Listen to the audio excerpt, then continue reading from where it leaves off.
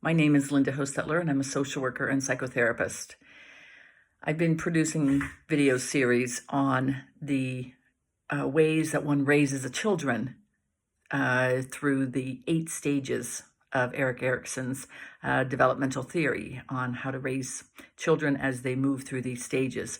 The first 6 stages are really about raising children, and now that we get to part 3, this video covers the final stages 7 and 8. This is the middle adulthood and late adulthood. And as you can guess from that title, there's really not so much left to do from a raising children perspective. But I do have a lot of thoughts about these 2 stages, and I thought it would be helpful to tell you a little bit more about these stages and how they show up from the perspective of the parent and also from the perspective of the individual moving through these stages. Stage 7, the middle adulthood, it really begins around age 40, and it often kicks off with a realization of full adulthood as the decade changes. The 40th birthday. This is often much clearer than turning 30 and gets even more sharply defined by turning 50. By this stage, there really should be little parenting left to do. Parents may still be involved in supporting their children, but all are now clearly adults. The 40-something may have struggles and challenges, including various kinds of losses, but there's a clear sense of individuation and the self-responsibility by now. The question of generativity invites the individual to decide where they derive meaning from. Generativity involves the concern for others besides self and family. For a 40-something, they will likely have decided whether to become a parent or not. Males have the advantage of keeping this option open much longer, even well into this stage. Women are also extending this opportunity with a growing number of women freezing their eggs to be implanted in their later 40s and even 50s. Regardless of child generativity, most people will find this middle adult stage includes their most successful career achievements. Individuals usually produce the greatest artist achievements or reach their highest level of career role in this stage. There are exceptions, of course. With Grandma Moses, for example, she comes to mind as a painter who started painting at the age of 78. It's never too late. Generativity includes the production of something substantial and tangible that lives after the individual dies. This desire to create something of legacy that will outlive the individual is high during this stage. This might be a piece of art, a book, a foundation, or a nonprofit agency. It may be tied to the individual personally, or it might be a passion project that reflects a deeper life meaning. Sometimes these legacies are born from tragedy and loss, like the early death of a child or friend, and when a charity is set up to honor this child and to receive funds that would have been passed on to them later in life had they lived. Sometimes they are created to balance the lack of meaning in the professional work for people working in lucrative jobs that might be oppressive and highly corporate. Sometimes these projects are culminations of learning over a lifetime. All involve some sort of giving back to humanity and a desire to contribute to society in a larger way. Most people will be past the point of proving themselves to others during this stage and will be ready to make themselves happy and content. Sometime during this middle adult stage, they turn inwards and focus on their own priorities, realizing perhaps for the first time that life is finite and there are no do-overs. Things not done might not get done, which generates an urgency to do what matters most. During this stage, there can also be great disappointment in the self for experiences not realized. Whether in the work or personal sense, accomplishments not obtained or obtained but lost can be devastating and depressing.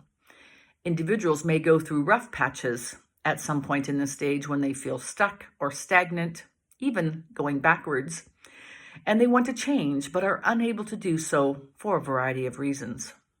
They may not have the finances or skills to make that change, or they may simply not like what they have but don't know what they want.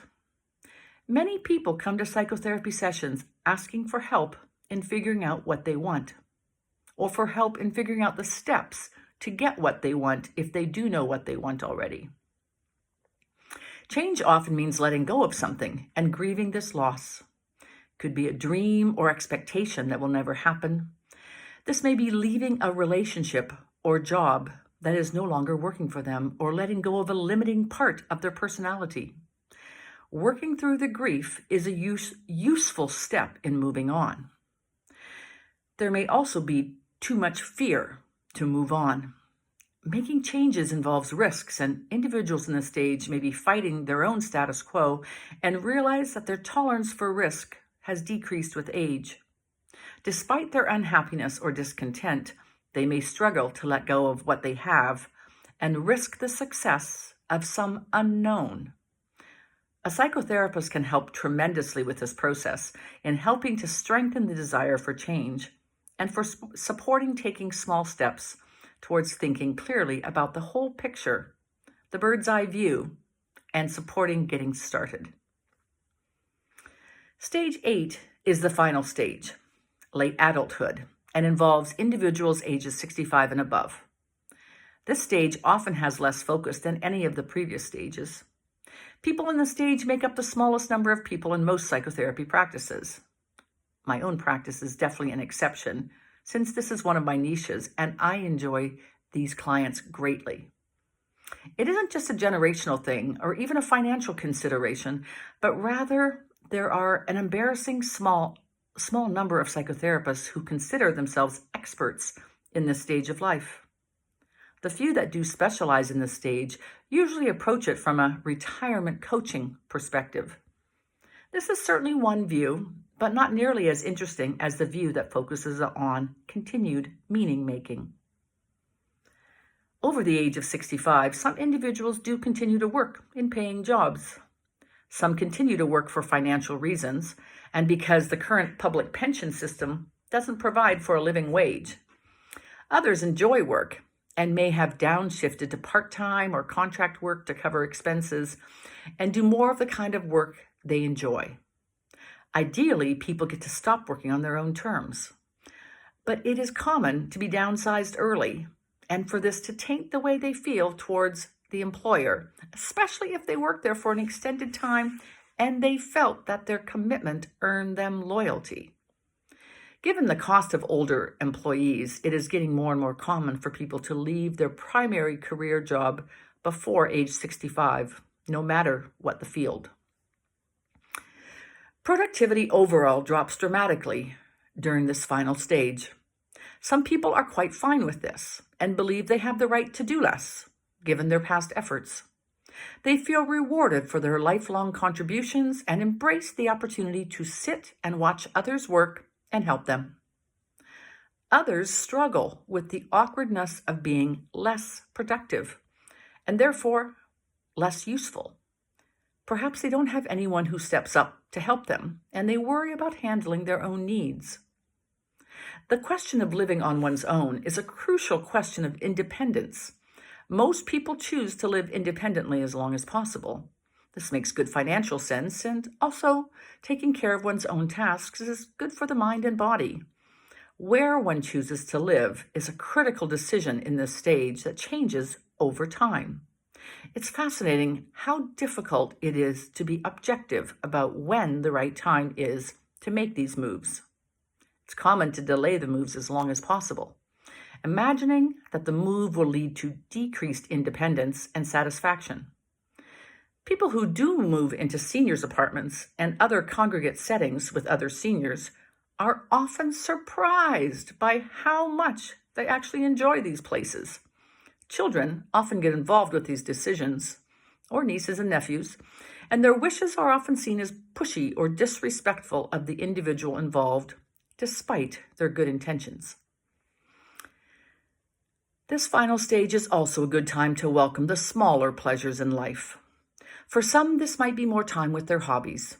This could be woodworking, gardening, some form of art. Senior settings often make this easier with rooms and activities for this, maybe gatherings of like-minded people.